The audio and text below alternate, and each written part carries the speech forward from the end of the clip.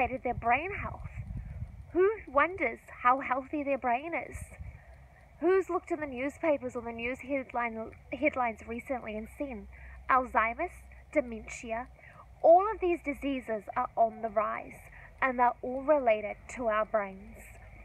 When I did a podcast with Dr. Terry Walls earlier on in the year, we were talking about how inflammation, these diseases are just diseases of inflammation.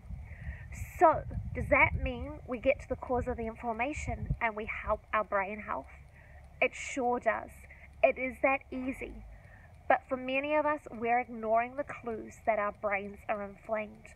We're ignoring the signals and the triggers that our body's telling us that all is not well.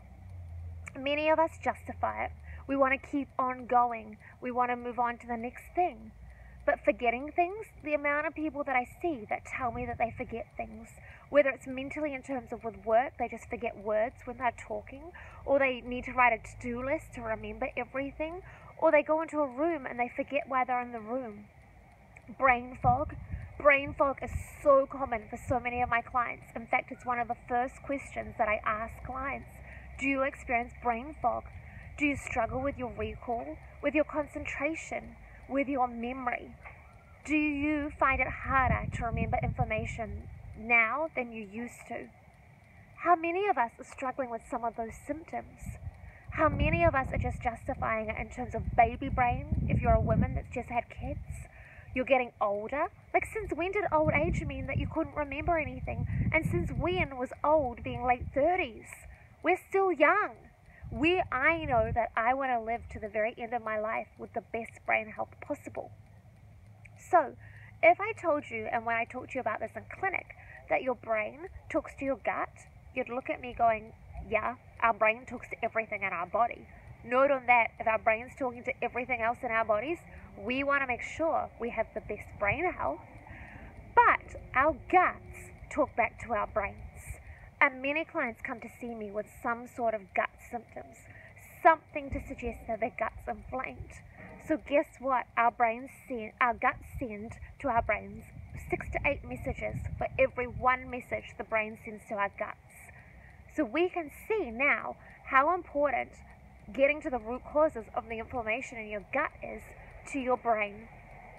To heal our brain inflammation, we want to look at what is causing the inflammation in the first place. We need to stop it from happening in the future, but we also need to heal the inflammation that's already there. So I want you to have the best brain health possible. We don't want to be in our old age with dementia or Alzheimer's or any other brain diseases that are a result of inflammation and not working our brains properly and using them. Remember, while we don't rate sleep, many of us, we think that it's time wasted that we could be doing to other things. Sleep is when our brain is able to detoxify. Sleep is when I like to talk about the cleaners go through our brains and clear out all the toxins. And if we've got a toxic brain and we're not putting value on sleep, what's happening to all those toxins? When is our bodies detoxifying? It doesn't happen during the day when we're busy thinking and using our brains. It's happening at night. So you need to make sleep a priority so your brain isn't getting more inflamed with those toxins that should be released during the night. Pretty challenging, hey? But let's not put up with those brain symptoms. Let's not justify them away.